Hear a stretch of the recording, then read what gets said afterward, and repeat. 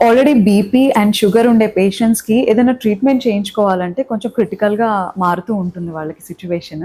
So, varicose వెయిన్స్‌ని కూడా treat చేసేటప్పుడు అలాంటి సిట్యుయేషన్స్ ఏమైనా మనం చూస్తామా? లేదా ట్రీట్మెంట్ ఈజీగానే ఉంటుందా? వారికోస్ వెయిన్స్ ట్రీట్మెంట్ అయితే ఈజీగానే ఉంటుంది. But right. కొన్ని జాగ్రత్తలు మనం తీసుకుంటామమ్మా. ఓకే. డెఫినిట్‌గా షుగర్ కంట్రోల్ చేసుకుంటాము. హుహు.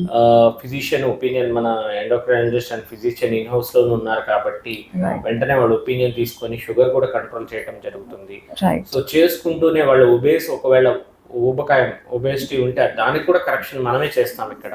హ్మ్. సో, దానికి కూడా ట్రీట్మెంట్ పెట్టుకొని ఈ వారికోస్ వెయిన్స్ ట్రీట్మెంట్ కూడా మనము కొద్దిగా లావుగా ఉన్నోళ్ళలో కొంచెం ట్రీట్మెంట్ డిఫికల్ట్‌గా ఉంటది. హ్మ్.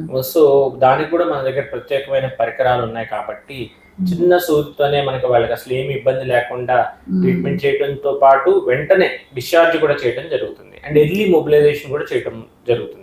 ఓకే.